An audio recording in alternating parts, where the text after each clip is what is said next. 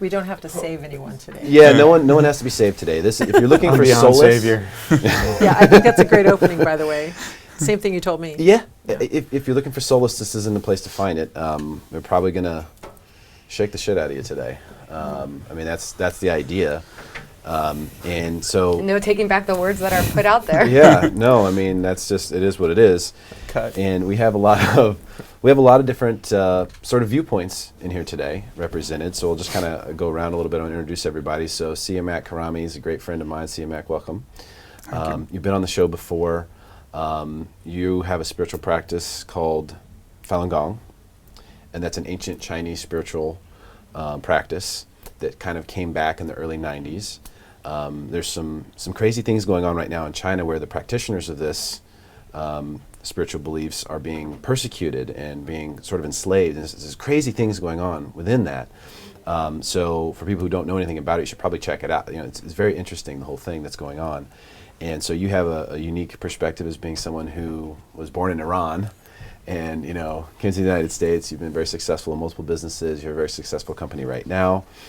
So you have a very unique viewpoint that we look forward to tapping into today. So thank you for coming today. Thank you.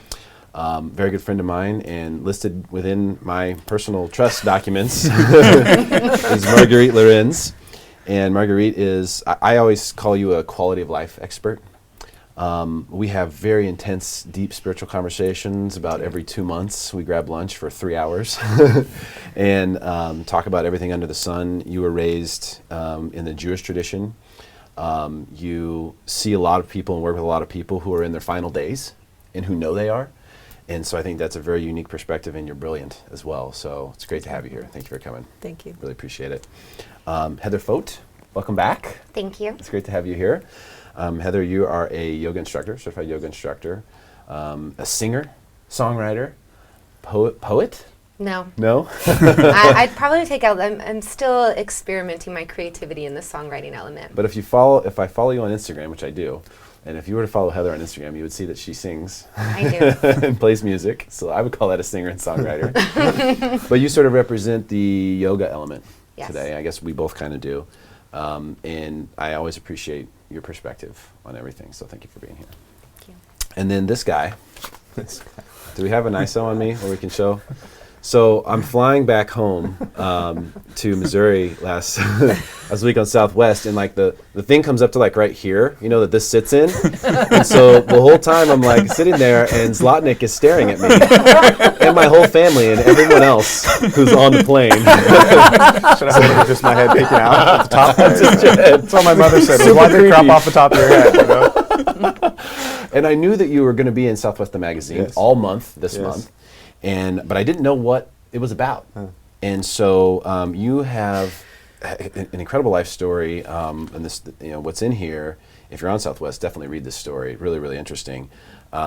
You were sort of like a bully growing up. Yes. You're sort of like an angry little guy. Yes. And one of the guys who you bullied is a writer, and he approached you, and you guys met and reconnected, rekindled, and he was like, "How did you go from like being this bully to being a guy who runs a Buddhist temple?" Yes, well, that's exactly it. And then he wrote this incredible story. It's almost the entire magazine is filled with this story. It's like 40 pages of the magazine has this story woven throughout it. Yes. So it's extremely detailed about how someone could go from being at that place at a young age to maybe finding some peace.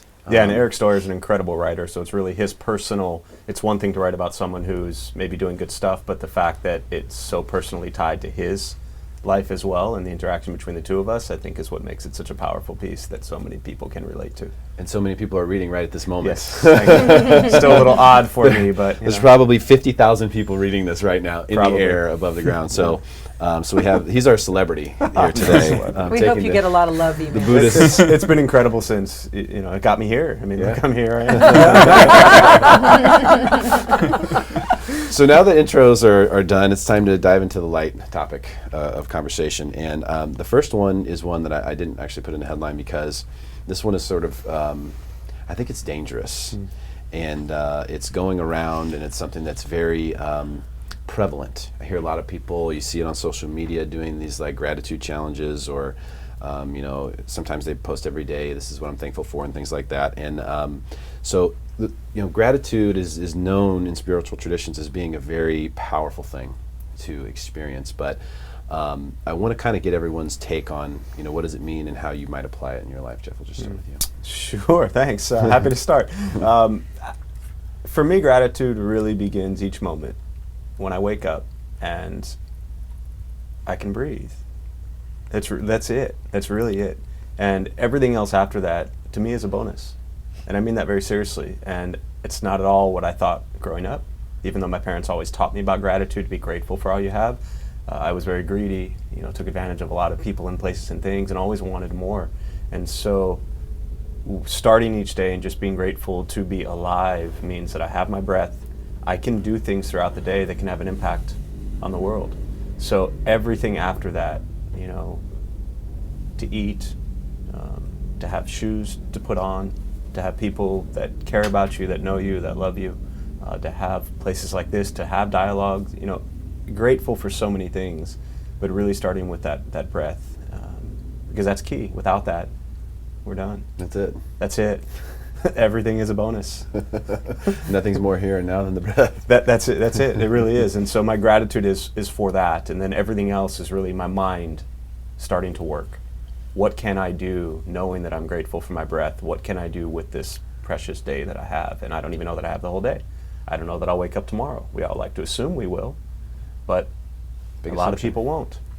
And so to be grateful for that breath and that moment and that day that you have and not waste it. I spent a lot of years wasting time doing really stupid things. And I don't regret them because they've taught me a lot. I've harmed a lot of people, and I can't be angry at myself for that because I have to work through all of that. But grateful for the opportunity to continue to try to make a difference in this world. Awesome. Yeah. Wow. Extremely well said. Thank you. Anyone want to follow up? Sure. Yeah. If you consider that you already have everything you've ever asked for, and where you sit now is the result of every place you've ever been, gratitude is really helpful, because we spend so much energy putting ourselves down internally, questioning our own choices, questioning our existence. So starting with gratitude is a great way to get back to happiness. It's a great way to get that space between you and whatever else is going on. So I've lost my home in the big wildfires in 2007. I've been divorced twice. 4 times in my life I have lost everything I owned. And people help, and there's sweetness, but if you can't be grateful for the little things and you stay stuck in all the things that you've lost, you miss so much, so much. So gratitude is really a core of whatever spiritual practice I'm in with whomever I'm with. To thank the server, to thank every person who let you into traffic. To be that person who allows other people into traffic means I have so much abundance that I can wait another 30 seconds. Or less. Yeah, so gratitude, I think, is really the beginning of every good relationship, of every great job, of every great opportunity we have, financially and otherwise. Let's think about what is it. I think that's important. What does it mean? Like for someone who's just like, because I think most people think, well, gratitude means, okay, I'm grateful for X, Y, or Z. Does it mean anything more to anybody else? Heather? Well, I definitely think that gratitude requires our attention. I mean, it really is doing your best to more so focus on what is working and what is right versus letting the mind hijack opportunities for happiness. It's something that you have to be quite deliberate in opening your eyes to acknowledge when someone has paused to let somebody walk across the street, to look out for one another. It is something that I really think that you have to be aware of and focus more on, on the positive. Well, I just noticed there's 4 of us wearing eyeglasses. Hmm. and it just struck me that gratitude is a way to see. Yeah, it's a way to see. And you probably you don't need glasses and you see it. So actually, when you brought up that point, I started doing the meditation practice, and similar to you, like I was 7-8 years ago, I was a completely different person. I was always looking for myself. Like I wanted to get things that I wanted, however I wanted it. And then when I came across Fallen Deaf, I started practicing it, living by truth, compassion, tolerance. what I started recognizing, it's like a self-cultivation practice. So you pay attention to every moment, and you're aligning yourself with what you're thinking, what you're doing with these principles. And having that chance to pay attention to every thought, every action, it's been amazing. And I would say that this is connected to gratitude, and personally I'm very grateful of like paying attention to every, and then you'll see the result. And putting others first is definitely a key part of that. So before I throw a dagger in this whole thing, You're also I want to right mention now. that I want to mention that the synchronicity that we experienced earlier before we came on camera, as I showed this to Heather, Yes. and we decided there was no way we could recreate that for the show, but someone gave this to you today. Yes, I teach yoga at a church, and they just came back from New York, and she had it stapled. She ripped it all out, and she was like, "You have to meet this guy." She said, "I pulled this out just for you because I think what you teach on and who you are is very similar to what this man is speaking of." And I was like, "Thank you so much." Now, who knows? Maybe I'll meet him. And then you pulled it out this morning. This morning. This morning. And I was like, who knows? Maybe I'll meet him. Yeah. Nice Like, to meet that's you. it. Crazy. It all aligned. Crazy. I think when you say gratitude, to me it's an appreciation. You know, it's an appreciation for everything that we have. When we look at gratitude, I like to look at what am I not or have I not been grateful for, and how much I have taken advantage of things. So gratitude, I look at what did I take advantage of? I obviously wasn't grateful for it. Okay. Yeah. An appreciation. I think that gets more to the definition, because that's the thing that I think is dangerous about it. And so, you know, because gratitude, in my opinion, is an experience and not an inventory. And Or I it's a think practice. That's where we get it's something that, but it's only something you can experience. You can experience gratitude. You don't, and that's just my opinion. But It's a feeling. It's a feeling. Yeah. It's a way with which you conduct yourself. Right. And the way that you experience the things that you encounter throughout the day. It's not an inventory. And I think the inventory is very dangerous, because if we sit here and say, I'm grateful for the fact that I have a car, I'm grateful because I have a roof over my head, or whatever it may be, that sort of seems to be rooted in the fact that you're a little bit better off than someone else. Right. And that is very dangerous, because if your joy comes from the misery of others indirectly through this gratitude, then why would you not want more of that? And more of that looks like a lot like all the things that are wrong with the world.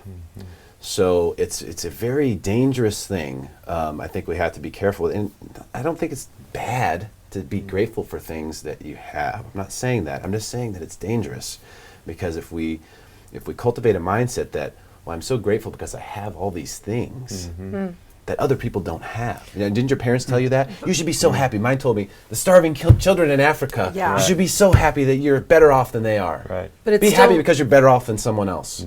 That's dangerous. But it's still so limited. So yeah, I'm happy for the stuff I have, the stuff that replaced other stuff that I've had before. I have nicer stuff now than I had before, right? But the gratitude we're talking about is for the beingness of gratitude. It's being with it. It's feeling it. It's everything. Like, I don't have the car I drive just to have a car. There's a whole series of events that had to occur for me to have that car. All the people involved, the nice person who showed me how everything works. I mean, there's just all these sweetnesses and all these little gifts. And I would share with you, my mom just passed away. And there are gifts even in that profound loss, that without gratitude. So I hear you. It's dangerous if you just limit it to your stuff. Correct. But if you add your experiences, your connections, it adds to faith that things are going to be okay. I'm grateful. And as my gratitude goes out before me, more wonderful things happen. Give the good. Jeff kind of nailed it right off the bat, in my opinion, with the only thing you can truly be grateful for without it being dangerous is just to be alive. That's the only thing you can really be grateful for without there being any slippery slope or any danger to it, is that I'm alive. And that I can be grateful for this life, for this breath, as you called it. I'm alive. that you can be grateful for, and it's totally not dangerous. But when you start getting lists and inventories, I'm grateful for this, I'm grateful for that, I'm grateful I have this, I have this, I have this, I have this. Why are you grateful that you have that? Because someone else doesn't, and now you're more fortunate than them. You're grateful for being more fortunate than other people. That's a slippery slope. That's all. And when you don't have it, you might not be grateful then anymore. you're no longer grateful, right? Like, I'm grateful I have this, and now I don't have it. I'm not grateful anymore. You know, I need to get it back. And who do I need to step on to get it back? It's just dangerous for me. So I see these things going on. I know the intention is good, but it concerns me that if we allow for, you know, things like that, little consumeristic type things like that to exist in sort of a silo of protection underneath gratitude, that it could ultimately manifest into something that's not good. Christmas around the corner. I'm not going to go on a Christmas rant today, but I will be going on a Christmas rant very soon. I'm just not going to do it right here. Circling back, you know, if the idea is to develop a practice that makes you a happier, more effective, more wonderful person, gratitude is an amazing tool for that, because to be grateful even for the lessons that you got the hard way, to be grateful that you're a better person than you were before, not to compare yourself to anyone else, but to say, I've improved, or I saw that opportunity in the way I used to and I didn't do it. Oh, I have a new opportunity where I can really be a better person and take it. So I hear the danger aspect, but I want to turn it around and say, so what do we do about that?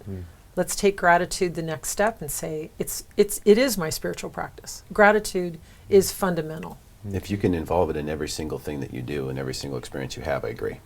And I mean, I think it does come from a feeling, but I think it really does take a practice, because, I mean, with all of the daily news that comes out that is placing all this negativity out, and then what we do to our own selves within our own minds, like, we do really need to take those moments to pause.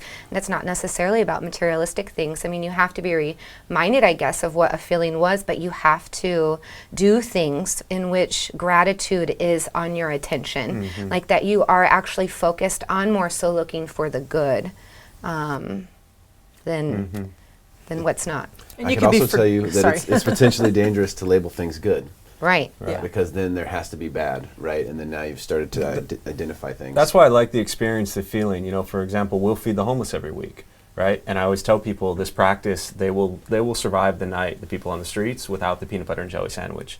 But the practice of feeding the homeless is more for the person who's doing it than it is for the person receiving, to help you feel a sense of gratitude. And I say, and if you go out Thursday, 5 o'clock, you feed the homeless, you don't feel grateful for everything in your life, then go back the next week. So just because when you said that about inventory, we could have a list of things that we say we must do these things, and that means there are people week after week who will feed the homeless people and have no feeling of gratitude whatsoever. But the act that they're performing. The act is beautiful, but that's when you said that, that's what made me think that the act itself doesn't necessarily elicit that feeling of gratitude. No, it doesn't. And So there's no clear-cut way for one to experience gratitude. It could be different things. Well, I think you can experience it, but I think it's not something you can experience necessarily. It's more difficult to experience it in small increments where you've said, okay, I'm going to be grateful now. You know what I mean? Exactly. Yes. It's not so simple. It's not that simple. It's much bigger than that. Yeah. And so we're trying to take these bite-sized pieces, and I think that's a good thing. I just think it's dangerous in the way that we're doing it in some cases. That's all. Just saying that it's a little bit dangerous. And I think you have to be really conscious to see that. You have to be really conscious to see, you know, what it is that you're grateful for. For example, we started a new practice at home, and I haven't done this for 30 years. I'm 37. There's all of you out there who are like, he doesn't even look like he's 30 years old. So for 30 years, you notice the pause? I just wanted to freak everyone out. So the pause. So the practice is that we just take a moment of silence before we eat dinner. And it's not necessarily for prayer, although prayer has, I think, some real power behind it, from the intention and sort of the energy that you can create for people. I've seen some amazing things happen personally.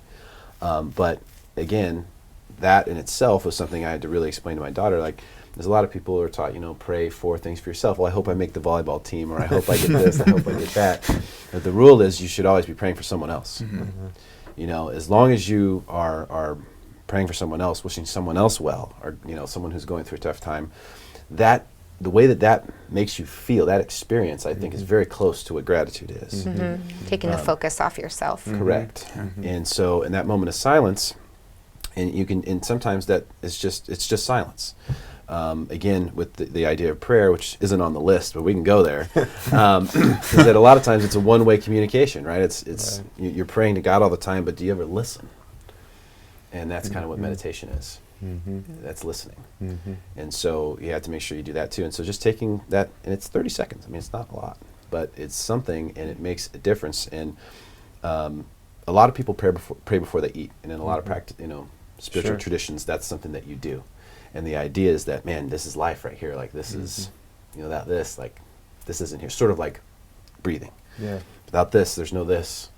So you're kind of just in awe of the fact that becomes this just by putting it in here, and you just have that moment, and it's a gratitude thing. Or sometimes it's just rote. You said the words, now we get to eat. Yeah, that's not good, right? So prayer, in my definition, in my opinion, is a pleading, a begging, something distant from yourself, in the hopes that if you pass the audition, you get the part. And my form of prayer is a bit different. It's preparing the vessel to receive. I really do believe that what we think about comes about. So in that moment of silence, what a wonderful change of gears. You settled into your seat, you figured out where the fork is, you're ready to go, and we pause for just a moment. So it allows for gratitude. It allows for connection. It says that whatever we had before we got to the table, that's over there, and we're together now. So if we're sitting at a table together, that moment of silence makes it sacred. Gotcha. And so I think it's a beautiful practice. We should do you hold hands? Oh, sorry. No, go ahead. Do you hold hands in that moment? At other tables, there's a moment to hold hands, and again, even in the silence, but to feel that connectedness changes even the way my body receives that meal.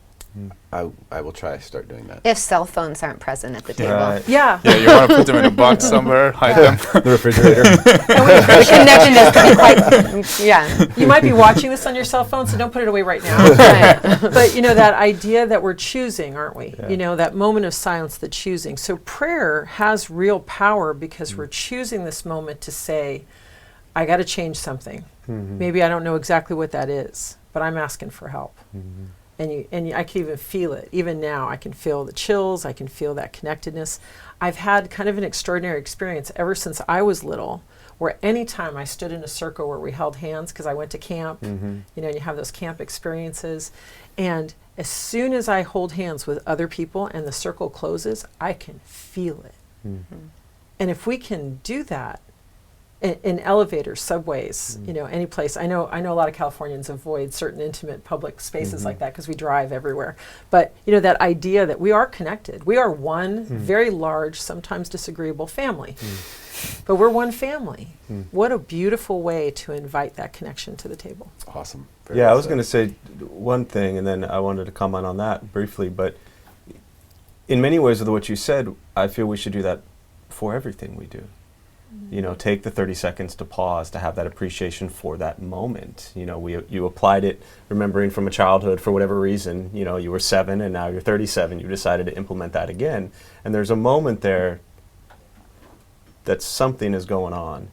And whatever that is, can we do that for everything we do? When we get in our car to get on the 5 o'clock, 8:05 traffic, can we just take 30 seconds and pause? So if we did that before most things we do in our lives, I think it would really alter not just this idea of an appreciation for the food, but alter our approach in everything we do, Similar to, I told you about how I went and saw Steve Hagen. Yeah. And meditated with him at the Dharma Field Meditation Center in Minneapolis, St. Paul. And we did a walking meditation after the sitting meditation. And that's kind of it's a really interesting thing if you haven't done a walking meditation before. But everyone walked in a circle, around the room, the meditation hall. And I'd never done it like that before. But wow, was that interesting. Yes. wow, is that interesting to really pay attention to every single step you're taking. And what's also interesting about that is you can do it with everything.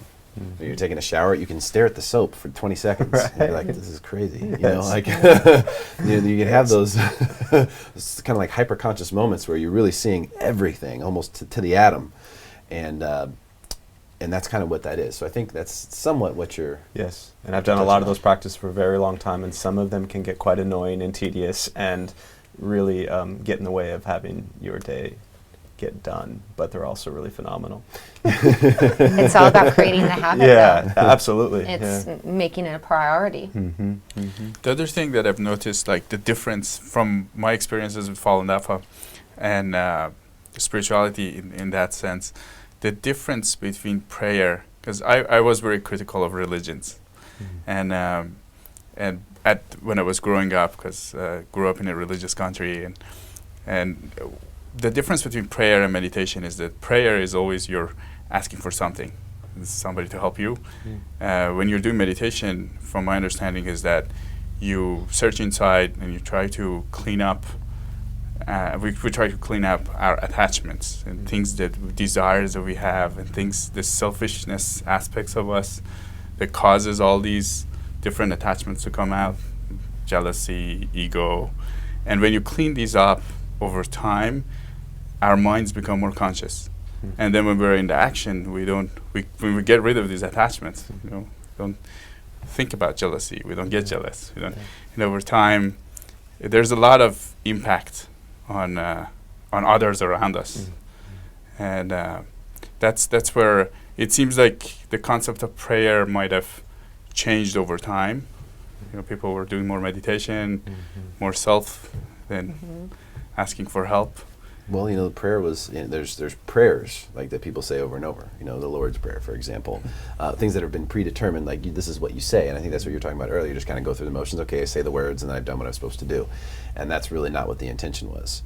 I remember it's funny when you say that, because it just brought me all the way back to when I was like 5 years old, and I was questioning the Catholic priest about all these things, and the thing that made me not a believer was the fact that he always got to a point when I was asking the question. I was a very young kid. I was a smart kid, but I was a very young, small kid. And he would try to answer, but he'd always get to, well, you just have to have faith. It'd always come to that, like, well, you just have to believe it. I don't have evidence for you, and things like that. And so that's what made me kind of go, well, this is bullshit, I other stuff that makes sense to me, I can see it, I can touch it. So I kind of don't believe you, man. It just seems like a story. Have you seen Young Sheldon? It's worth it. There's an episode exactly like that. But I want to share about that too. So I went to yeshiva for a few years of my life. That's Jewish parochial school where you get training about scripture and prayer and all these things. And I had a very lovely rabbi teacher. And I said, okay, so let me get this straight. God is all-powerful, omniscient. He can see everything. He sees all our thoughts, everything. But he can't just update the book. He doesn't know about television. I mean, okay, so same God, same world, same, right? So he very sweetly, he quoted scripture, he shared these things with me, and then he said, I may not be the right rabbi for you. So I've always questioned, because I had an Israeli mother who clearly said, I'm sending you to this school to learn all the things we do not do at home. So the hypocrisy was put on it immediately. My father was an atheist whose brother was a Baptist who married a Roman Catholic who was really worried about my soul. So I was 5 when I heard that I was going to hell, and there was nothing any of them could do about it. What's hell? Another discussion. So, having folks who grow up in a faith and then they grow to believe that that's what's true, it's because they heard about it when they were 3 and they were told it's an absolute. And you get to some place where some of us question and others don't question because they're afraid to. And that's tyranny. That's not good, healthy, let's talk about what works and why that happened. You weren't punished. The car accident is not punishment. The car accident is you were on your cell phone and shouldn't have been. Yeah, in the car accident, I mean, we've sort of messed with the earth, right? Like the car is a piece of the earth that we've sort of formed into this We've thing. reformed it. Yeah, we've kind of messed with it. Like the car accident wouldn't have happened if we hadn't messed with the earth. If we just let it be, that would have never happened. So you can't really Potentially. blame God. Right. But but what's interesting is though throughout that time I sort of associated religion and the Bible and all these things as just nonsense. A good story, but a story with no evidence, and a lot of people just choose to believe it. And then over the years, and now 37, and have become, I'm like a huge fan of Jesus, right? Like a huge fan. In fact, someone joked with me the other day, it's like, oh, so if Jesus comes back, you'll be like, hey, huge fan. Yeah. Yes, I will. For 2 reasons. Professionally, best marketed person in history. And then spiritually, Heather shakes her head at me. And then, spiritually, like, this guy practiced what he preached, man. Right. Like, and there's no arguing that. Mm-hmm. You let them kill him. Mm-hmm. So, and a lot of people who accept the faith just are not willing to go to the lengths that he was to resist not evil and to forgive them for they know not what they do and all those things. So it's also hard to figure out what he really said and what he didn't. We're going to have a book list. I'm going to ask you guys for book recommendations. We have so many great books that everyone here has read. But there's one, so Many Lives, Many Masters, which I can give you all a copy of on the way out if you would like. I have a few extra copies. Incredible one about past life regression hypnotherapy and an experience that a very skeptical physician had with someone who he was putting through this process. And then of course the godmother of hypnotherapy, Dolores Cannon, who died 3 years ago. She'd been doing it since the 60s. They wouldn't even publish her first book for 10 years because the publishers were like, this is insane. No one's going to buy this. This can't be true. And she has one that's called They Walked with Jesus, where she actually did a past life regression for a woman who was Jewish. And she was, in a previous life, she was Jesus's niece. Cool. And so she was able to go back and go through this. It's absolutely wild. But anyway, she was ashamed to tell her parents that she was Jesus' niece That's funny. in her previous life. Who was because she Jewish was at the Jewish. time? Well, and see, and that was. There's some very interesting things that go on with that whole story. But the book is unbelievable. And there's other ones too, like this. So I think we're just starting. There's a couple things that we're just starting to really even understand about what's possible with the human body, the human brain. I mean, the fact that we don't even know. You can't go get a neurosurgeon, or if a neurosurgeon's watching this, tell us where is memory stored in the brain. They don't know. They just think it's there, but they can't actually tell you where it is there. There's a lot of schools of thought that believe that memory is not in the brain, that it exists around us and that we access it with the brain, but that there's no hard drive that's in the brain that stores the memories. And then some of the memories get old and cobwebby and you can't get to them, and then other ones are clear and you can. But past life regression therapy is something that is just starting to become accepted. There's been people who've been writing about it, Many Lives, Many Masters from the 80s. Dolores Cannon's been writing since the 60s. It's just starting to become accepted. Near-death experiences are something that have just started in the 60s, 70s. Was when they first started resuscitating people. Before that, people just died. Like if you died, you just died. You went to the other side. Since then, now we have CPR, we have other things, and there's more near-death experiences happening in the hospitals every day than there ever has been because of the technological advances in medical science, and they're able to bring people back. So people are going to the other side, if you will, and coming back, and they're now starting to form groups and share stories. And there's an incredible book called Proof of Heaven. Have any of you read that one? Eben Alexander, who's a neurosurgeon and had spinal meningitis infection that put him in a coma for a week.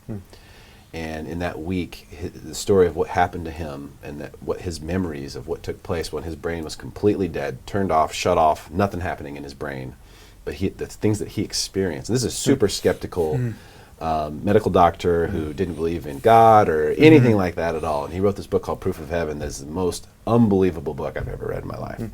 Unbelievable.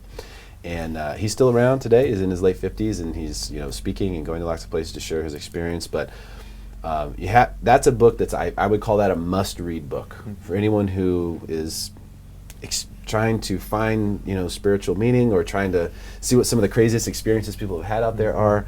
But I think we're just at that point. We're just now starting to embrace some of these possibilities, or maybe get back to get back. I always say, in 2,500 years ago, when I'm in my Buddhist world, 500 years before Christ, when Siddhartha Gautama became the Buddha was teaching, at that time, the example I give is that, for the most part, if you walked up to somebody on the street then and told them you were going to heaven or hell 2,500 years ago, they probably would have looked at you like you were crazy. Like, the context of the time was that everyone just believed, for the most part, there was some sort of continuation of consciousness, some sort of rebirth, some sort of reincarnation, whatever word or label you want to put on it.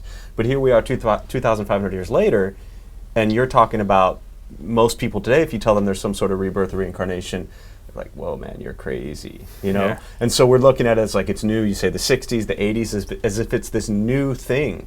But for some, and I'm not a historian, I'm not a scholar, I'm not that smart, but somewhere along the way, we completely lost touch with what they were expressing a long time ago. Potentially tens of thousands of years ago. Yeah. And if our lives, like if we really knew that we were coming back again, it's something, even in Buddhism, in a modern, kind of in a Western world, it's not talked about that much. The idea of rebirth or reincarnation or continuation of consciousness. It's not taught that much, I feel, in the West because it's so contrary to what the average Western person's views are. But if we actually knew that we were going around again, I truly believe it would drastically change our behavior. Well, self-realization, fellowship, Paramahansa Yogananda, it's definitely part of those teachings. It's taught, don't get me wrong, but predominantly in a Buddhist circle in the West, you're not going to have most people teaching rebirth or reincarnation because the average Western person that shows up, they're not there. I always say to people, there'll be 70 people out there, and they say, how many of you are here to make sure you have a good rebirth? No hands. Right? And when the Buddha was teaching, that's what he was teaching people to free themselves from the cycle of rebirth, not to make sure they got everything they wanted in this life. Most people show up to meditation and Buddhist practice to find a sense of peace and happiness and get everything they want out of this life and be happy before they die. Where at that time what they were teaching you was to make sure that you free yourself from the cycle of rebirth. It's a very different context. You're right. So if you look at reincarnation, and it's very fascinating, and it's not very well reported. Nobody's reporting on it. The cases, the examples, and the studies, and the scientific community kind of wants to ignore that completely. And that's a big case. Like when you might be coming back. There's a chance that you might be coming back, and why are you coming back? And so it's like there's something else behind it. There must be a system. There must be a way of doing things correctly. So all of that is kind of pushed out of society. That's why we're focused on materials, because we don't think we're going to come back, and we can just enjoy whatever we can get. And well, I would like to be a beneficiary of my own estate plan. Can you set that up? Well, the movie Groundhog Day, it addresses that. And I always say, to kind of add on to what I just said, it's not my role to convince people of rebirth, reincarnation, or, continuation of consciousness, whether we believe in it or not. I look at every moment, every day. Again, I don't know if you've seen the movie Groundhog Day, but that in essence to me is what we're all stuck in. We're just trying to get out of Groundhog Day, being stuck in the same cycle over and over and over again and being miserable and unhappy. And the only way we get unstuck is by actually going out and being kind. Right. Yeah. And we can do it now. Absolutely. Yeah. I mean, really, wherever I've been before, I'm in a different place now. And allowing ourselves, right? We've also heard about the waves through our body and the idea that every 7 years, all of our cells have been replaced. So we have lots of opportunities, because these are all different tools. These are all different ways of looking at life in such a way where it gives you a little pause, gives you a moment. I wanted to go back to something you said, since you're such a fan of Jesus. Hold on, before you go there. Okay. We'll get to Jesus in a second. I can talk about Jesus all day. What would Jesus do? That became popular. I can talk about that too. So, proof of reincarnation. If you are skeptical at all about it, just Google proof of reincarnation. Look at the work of Dr. Ian Stevenson. Over 3,000 cases. He wrote the book called Children Who Remember Past Lives. It was scientifically peer-reviewed and deemed to be irrefutable evidence of reincarnation. Scientifically. Wow. Now, it doesn't prove that every single person reincarnates, but it proves without a scientific doubt that people have reincarnated. Yeah. So it's hard to prove that every single person right does, but he proved in those cases. He did amazing science, incredible how he stuck to the method, because it would have been real easy to slip on this, but he did such a good job that his peer review was, this is irrefutable scientific evidence. I'd be So so not curious to see how that affects those people. Does it make them feel more purposeful or feel more like they have an intention for being here? I'd be very curious to even why we'd even want to know what we're going to come back as. Right. Or I've never really Dive into inquired that- or dive into- looked I into have the that book. I'll let you have it. I mean, it's Okay. such a good book. Children Who Remember Past Lives. Just chronicles, this. It's an unbelievable story of how he did it. Over 3,000 cases. And as long as not everyone was Napoleon or Cleopatra. Correct. Yeah. No. Yeah. Yeah. People, very normal people, and things would remanifest. Details. They would talk about details. I mean, Yeah, the children, like the 5-year-old children would children. talk about their lives, who they were, like significant Their relatives, others. yes. Details about significant others that only that person would know. And somebody go and study that, go after it, and say, okay, you know what? The only person that had this information was this person that the kid is Yeah. claiming to be. So there's a very interesting. And And then then our how does it mama- affect that child as they get older? I Well, have no idea about that one. It depends, Yeah. obviously case by case. But just on this topic of reincarnation, I think one of the things you said earlier, Jeff, I was trying to get in. I didn't want to dive That's right. too far. So Tina says, where do I get that book? Amazon, I would say, is the best place to get any book.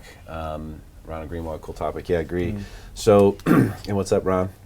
We love you. My uncle Ron Greenwald. So he's not actually my uncle, but But he's my uncle he too. calls me son. Another thing that's dangerous is YOLO. So the opposite of the idea that there's reincarnation is that you only live once, right? Oh, yeah. And it's a great excuse to do a bunch of stupid shit, Right. isn't it? Yeah. A great excuse to burn the planet is that, well, you only live once, fuck it. I may as well just light the thing on fire. Or I think it helps to allow life to be lived to its fullest. What does that mean? I don't know about That's, that, because if you say you only live once, Like to make things happen. Like what makes you passionate about life? Like if you only live once, why are you going to be on autopilot why or waste be it? conditioned to be somebody that you're not supposed to be? If this is your one life, then you've got to live it to it's How would a belief in in reincarnation- an extraordinary way. how would a belief in reincarnation mute that? I'll deal with this next life.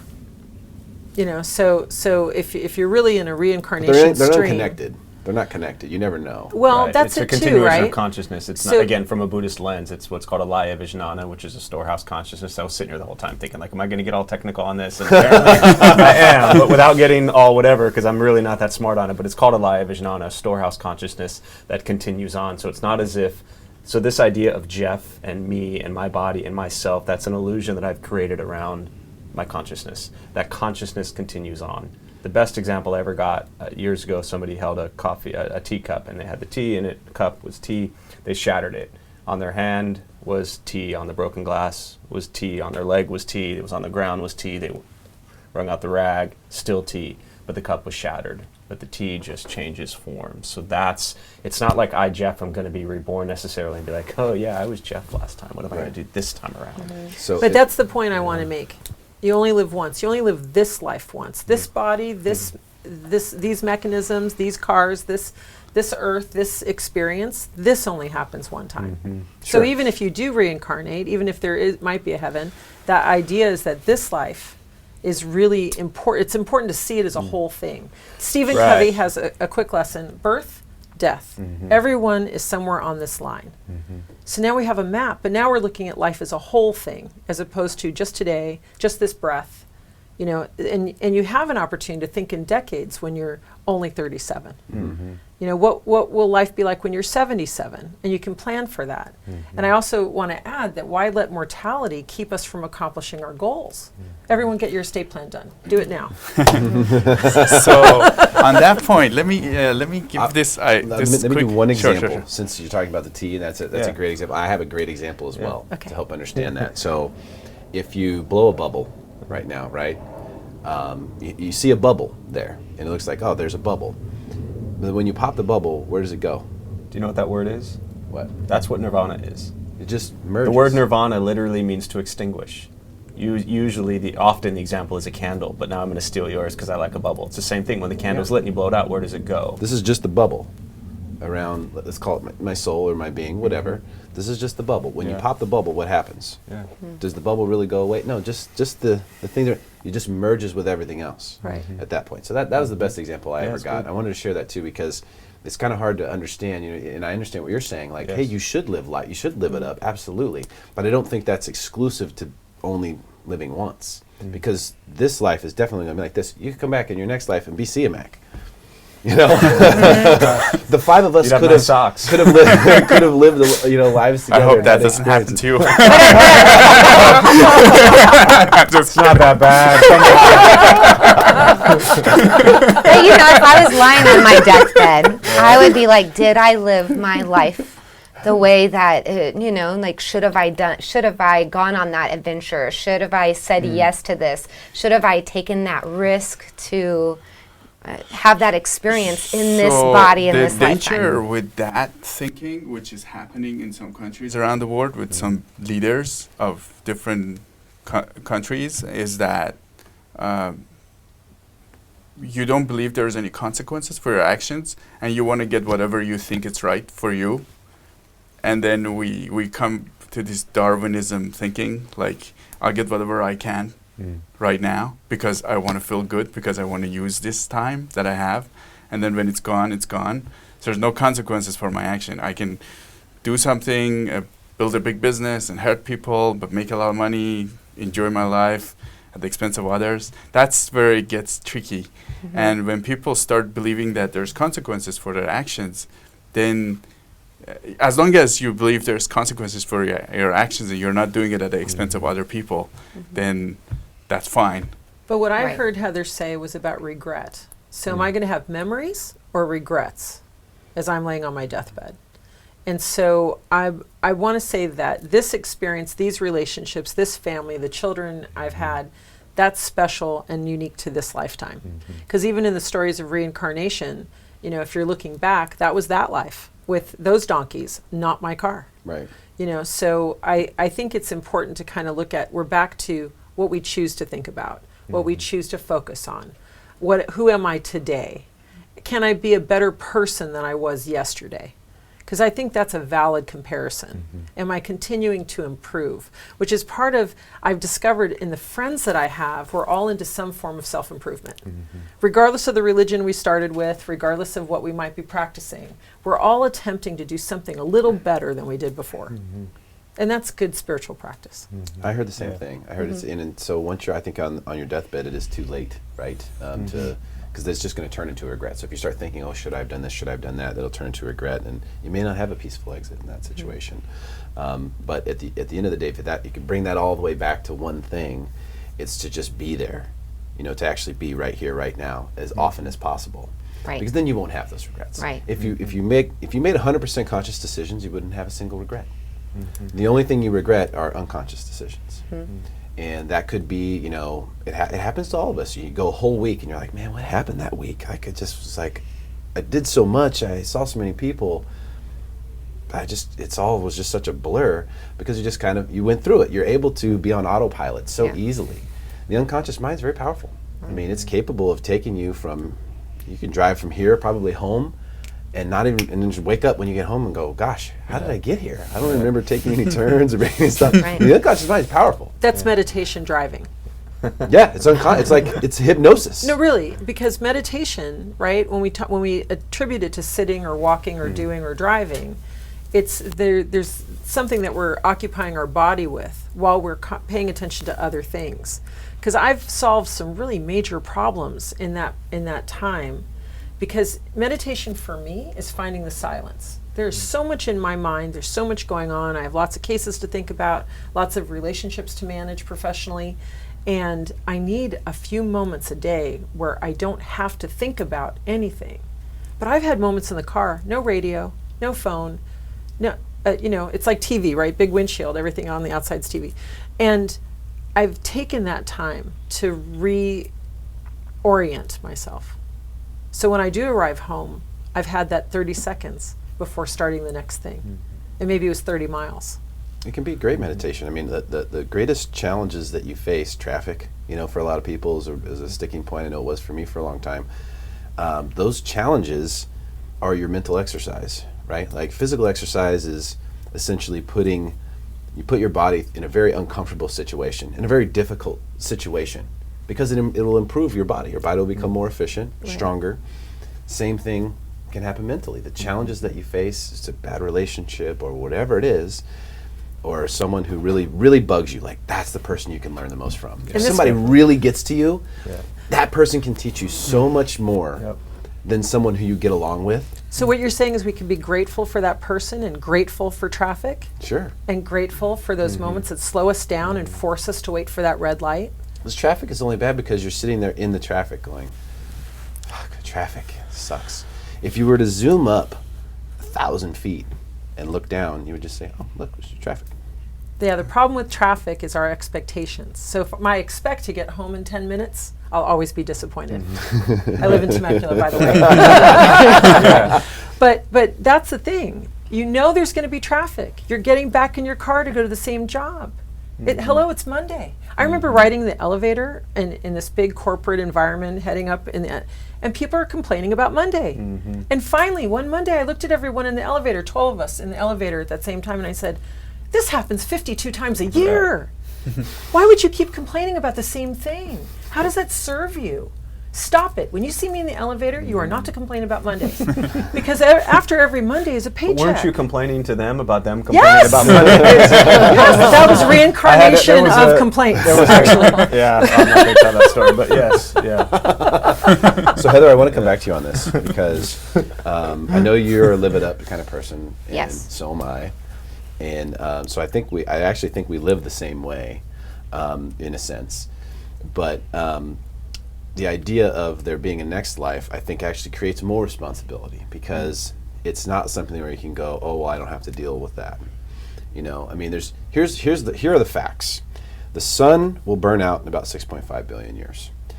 If Andromeda, the nearest galaxy, doesn't collide with us, which it's scheduled to, it's heading here 700,000 miles per hour. The nearest galaxy is coming towards the Milky Way at 700,000 miles per hour. Now, it's very, very far away. It's trillions of light years away. So it's going to be 5 billion years before it gets here. But when it does, all this is going away. Because when that galaxy comes and collides with ours, it is just going to be a huge mess of atoms that just go everywhere. But this Earth will not be here. So for sure, 5 billion years is what we got. And so there's a hard line for you, okay? Now, in 5 billion years, a lot can happen. And maybe we'll live many lives. Who knows? The story goes that the Buddha saw all of his 10,000 lives flash before him, his previous 10,000 lives. If you read some of the books of the people who are doing past life regression hypnosis, you'll see that people are recognizing multiple previous lives. And they're going back very, very far. Some of them 2,000 or 3,000 BC, Egyptian times, all sorts of stuff. So maybe, maybe there's we don't know. But if I do believe that we come back, let's say, in some form. I don't know if I come back as a bird, a dog, a rock, or another human being. I don't know. But if we do, maybe we take just a little more care. Maybe we step just a little softer.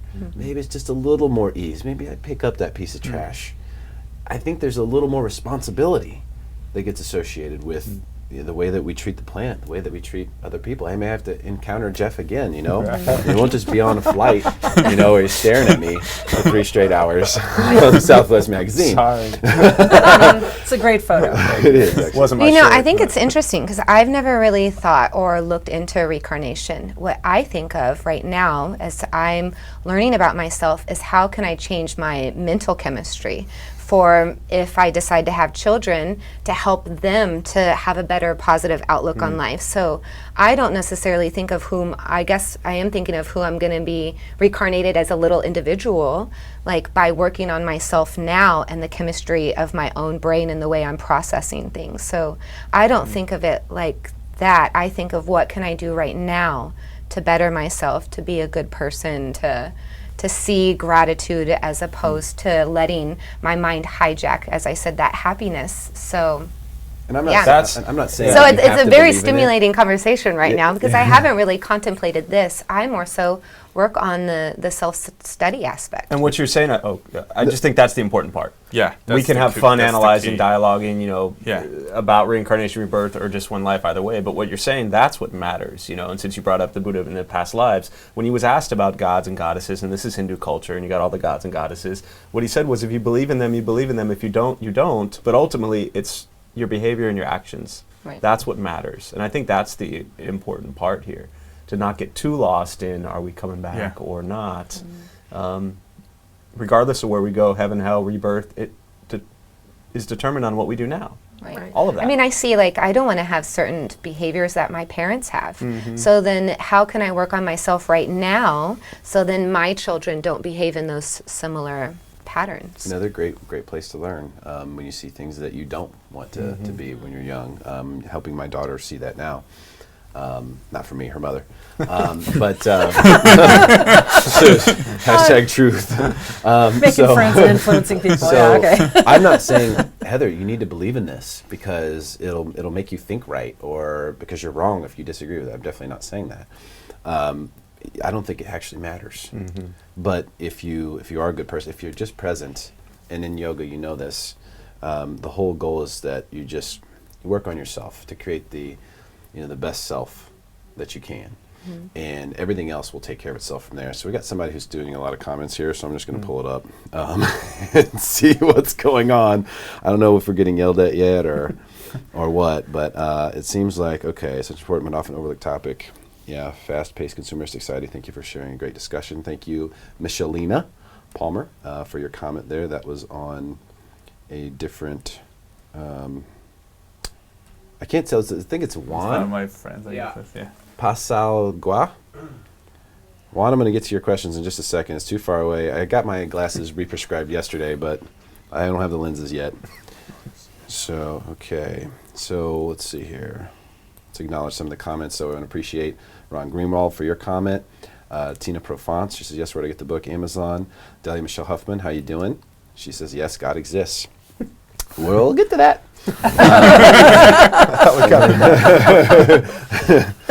And then Juan on here says, man creates God and not the other way around. One thing that separates us from other species is our ability to create mythological figures before breakfast. God exists because it's human to communicate with others at a level that is beyond our physical selves. We created, therefore it existed, but it can also create to exist if we decide to. God it creates our necessity to explain things beyond our comprehension.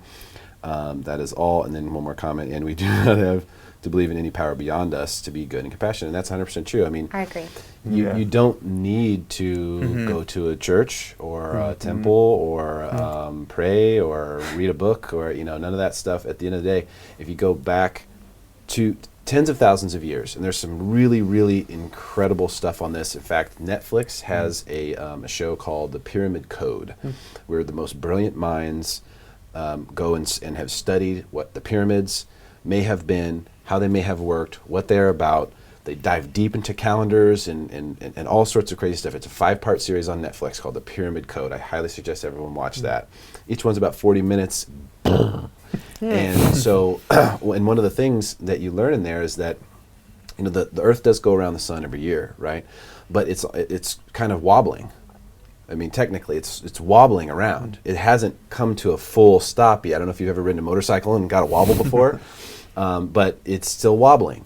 And so it does come back all the way every 26,000 years. It's called the Great Year. You can look it up on Wikipedia. The Great Year is 26,000 years. So it actually takes 26,000 years for the Earth to get all the way back to the exact same place in the exact same angle that it was in. And the Egyptians knew this. Now, there's no way they could have known this with the technology that they had unless the information was passed down for tens of thousands of years. They had charted where stars were and the path of stars and how long it took those stars in the 26,000 years to change place. There's no way they could have known that if they didn't study it for tens of thousands of years. So, there's things like that that'll just sort of blow your mind and go, wow, so, well, did our God start 2,500 years ago or 2,000 years ago? Or, what is God? So, does God exist? This is the question we're really asking when we say that, and I want to go to this one now as sort of our final hooray for the show, is what are you really asking? You know, because is there a guy in the clouds with a harp? Probably not, right? But is there a source of our creation? I mean, there has to be. And does it reside inside of us? We know that for a fact. Because if you eat a banana, it becomes Siyamak, right, in an afternoon. And if Marguerite eats the same banana, it becomes Marguerite in an afternoon. Now, you do that unconsciously, but if you were able to do it consciously, would you not be God? I mean, if you could look at a banana and say, I'm going to make that me right now, and I did that in front of you, I'd be God, would I not? Or just a magician. Or A really good David Blaine. but No offense to God, if there is one. the point is magic trick. that power exists inside of all of us. It's already there. It exists in everything that's animated. Yeah. Everything that's alive. My son was 5 years old and he had this observation. He said, you know, grass and corn are the same. I thought, well, that's interesting. I hadn't thought about that. And he said, God is glue. I asked him to explain that, and he said, well, water, everything that's alive needs water. And the tea example was so great that way, right? Because water really passes through all of us. In fact, we're all still drinking and using the same water that's always been on our earth. And we have love, and that holds us together. So he decided love and water, God is glue. Wow. Awesome, right? And yet, why do we feel like we're so different from each other? Why do we, fixate on our differences when we are all such a miracle? We have no idea, but we are all floating. And why aren't we helping each other? I am always so disappointed, I guess, that we are still seeing each other from what we're seeing on the exterior versus seeing that we all have like a soul, we all have a spirit, we all have something inside of us. And yet we don't see that at all. Well, that namaste, right? The divine in me sees the divine in you. Right. That concept. Every great religion teaches about soul, teaches about our connectedness, and that thing that animates us. So I don't believe in the God in the sky. I don't believe in a biblical God. I think the story is great, but I just don't believe it. But I do believe we're all one family. I do believe that we only have this one home. We share one home. There isn't another earth to go to. And we have to figure out how to believe do it. that. Yeah. That's what I'm trying to say. Is that, why. You know, if you have if you're looking for divinity, you would say the Creator. The Creator is inside of all of us.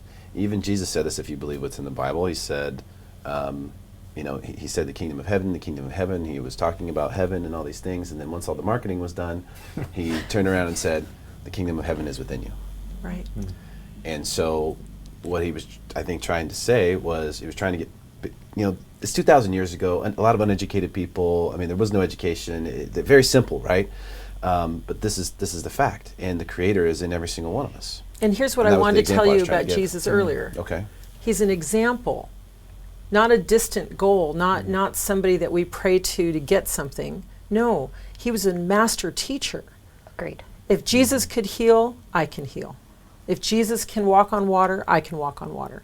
Now, I know that sounds really preposterous, right? See, but I've tried walking on water. It doesn't work. Okay, but it's I hate to be the one to like throw the, for the Jewish kid turned Buddhist. Walking on water's always been tough for me. But let's add a book, You know? The Illusions, The Yeah. Adventures of a Reluctant Messiah.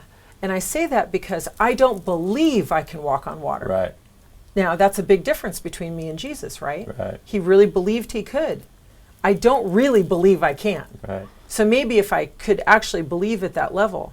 But, I've talked with Christians who've been very concerned about me, and I love the love that comes from. I appreciate it. But this idea that forgiveness is Jesus' job, not mine. Whoa, wait a minute. That's not the teaching, though. It's It's not. not. It's not the It's teaching. not. It's not the teaching. It's like- So I want to say that, if you're going to follow a practice, if you're going to follow a teacher, you do your best. And you might not be able to make it all the way, but look how much better each of us are trying. Yeah, there's a great, one of my favorite Shunner Suzuki quotes, who built the San Francisco Zen Center, a great Japanese Zen priest, went to San Francisco in the 40s, 50s, 60s, and he says, you're all perfect exactly how you are, and you all could use a little improvement. and I mean, it's like, it's perfect. It takes away all the belief in any sort of religion or spirituality, whatever it is. Just look at yourself and know that that's it. I think a lot of that walk on water stuff, though, just to come back to you, talk Jesus for a second here, is I think a lot of that's the theology. I don't think that's reality. It doesn't. That's part of what never made sense to me, because if I look at what I know for sure about Jesus, or at least what no one's arguing about, I don't think he would have ever said, "I'm the Son of God." I don't think he would have ever said anything so vain. I don't think he would have ever said that I have special powers, or that I can walk on water, or any of those things. People made up those stories because he was such a mythical character to them. And They Walked with Jesus by Dolores Cannon is an incredible book about a woman who remembers being Jesus' niece and going back into great details. And I mean, it really humanized him. I mean, he definitely was not, there was no virgin birth. It's like definitely not. Like I'm shocked they knew who his parents were. They knew, he had brothers and sisters. It was an amazing person who was realized, and he kind of disappeared. He went somewhere to learn from people, and he came back enlightened. Essentially, is what happened. And then he tried to spread those teachings, and they walked around everywhere trying to help people. That's it. That's all he did, help people and teach. But obviously, what he believed clashed with what the organized religions of the time believed, and that's what ultimately led to his demise. But I don't think a lot of those things happened, and it never made sense to me that someone who was so humble, obviously, and so selfless would ever say anything so arrogant, or even allow things like that. But if you take it all the way, right, whether you believe in Jesus or not, but this idea that a son of God is a child of God, and maybe what he's actually saying is we're all children of God. That's what he was saying, for sure. So when I read it, and I got to read some of it in Hebrew, it doesn't translate exactly the same way. I love another advocate for love, right? She's like, but that feeling that I have is, I don't want anyone upset because I don't believe the way they believe. I want to share the idea that there's love in each of these teachings. How do we find it? How do we identify it? How do we incorporate it? How do we act on that? And that's the challenge, because we're not all going to agree about everything all the time, whether it's religion or traffic or other things. Where do we find our similarities? And it's so important to me, because I'm a child of so many different religions. Every adult in my life was trying to tell me how it goes, and I went, but wait, how many churches are there for Christians? I thought you were all just Christian. What? So there's just a lot of confusion, and everyone's trying to control or figure it all out. Let's just be for a while. Let's have that 30 seconds where we can smile first and just be with each other. Is Echo in the white chat right now? I love it. Yes. So she just came in here and she's like, y'all need Front to and pet center, me, smiling. and I'm not Yes. moving. Yeah, she Until- felt the love. But similar to gratitude, it's to find each other's similarities. We have to look for it. Yes. Like, we have to practice it. We have to make sure that we are, looking for those things. Open, As opposed interested. to looking at the differences, to stop focusing on what's separating us, but what is something that we are similar, what love, like we all So carry the that. practice is to be the first one to smile. Hold that door open. Let somebody else have the parking space. Initiate. Yeah.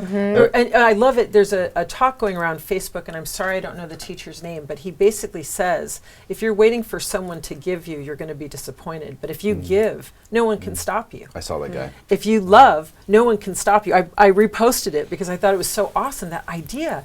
If I want to love, no one can stop me, not even the bearded guy with the harp. Yeah. Awesome, let's do this. So I'm really feeling that advocacy, that, be kind to someone else. Pet the dog. If you want to feel or do anything, no one can stop you. Right. Siyamak, did you want to say something? Just on the religion side of things, because I came from that background, grew up in a religious country, and then I always thought there's patterns to life, and I was searching for the meaning of it.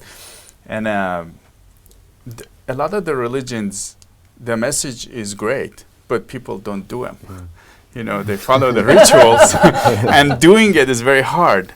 And people just don't do it. And from the practice I've been doing, I feel the connectedness. Everybody's connected to this source. Everybody, the principles, the values, they're very similar. We just need to do them. Yeah. Yes. And I like that, yeah. that's Just do it. Just do it. Sponsored this segment by Nike. Big time. Finally got a sponsor. So I want to get a book recommendation from everybody to close this out because we're running out of time. Been an amazing conversation. Thank you guys all so much for coming. My book, I'm just going to say, if you haven't read Proof of Heaven, that's the book I'm going to recommend. Eben Alexander, he's written several books since then, but that was the one where he took down all the notes before he went and talked to anyone, before he went and researched any other near-death experiences. He was advised by his friend, he said, to write down everything you remember now before you go get contaminated with other information. And it's all there, and it is extremely powerful and is so well written. As he chronicles what's happening to him while he's in a coma, and they almost pulled the plug. I mean, they were hours away from pulling the plug on him. That's how dead he was. And what he experienced while his brain was not there is just unbelievable. So Proof of Heaven for me. Marguerite, you have one? I have two. The Power of Intention by Wayne Dyer, and Illusions, The Adventures of a Reluctant Messiah by Richard Bach. Siyamak? You know mine is John Falun by Master Lee. Which I have read about half of, and it's a big one. There's a lot. There's layers to the book. As you read it, and I've read it maybe 100 times, I still don't understand it. You know, it's like there's so many layers, so profound. It's big. There's answers in there. It's big. Jeffrey? I would say Man's Search for Meaning by Viktor Frankl. Oh, excellent. Changed my life. Yeah. Changed my thoughts 22 years ago, but didn't actually change my life yet, but it planted those seeds that were necessary. Awesome. Yeah. Heather? You know mine. Is it would it be the gonna go there? Yamas and Niyamas. Yeah, Yamas and Niyamas. by Deborah Adele, the ethical practice. Just to help with the non-greediness. You know, I mean, I wouldn't have even thought of going there with gratitude today because I don't even think about the materialistic possessions. Like to be non-greedy, to be content. It's a fantastic book. It's incredible. I will second that. In fact, even though I've already given a book recommendation, that's the one I would take on a deserted island with me, literally. If someone's like, you can only take one book. Mine's We're so shipping you weathered. off. I've had it for so many years. It's one you can continuously reference. And as I was stating to you, it helps you to find ways of how to place the practice into your life. Because so many people come to my yoga classes, they're like, Heather, this is fantastic. I love what you're saying, but how do I apply it now? Right. And so this book actually gives the clear ways for one to do self-reflection to apply. The ethical practice of yoga explained essentially, which a lot of people think it's postures, and that's not what it is. There's certainly an element of that to it. Maybe bringing out Jesus' qualities. Yeah, there you go. There you go. Thank you guys so much for being here today. Really appreciate it. Thank you all for tuning in. I'll put the Thank book you. recommendations Pleasure meeting you. down below. Feel free to comment. We'll get back to you, or share this post if you like it. We'd really appreciate that. Thank you.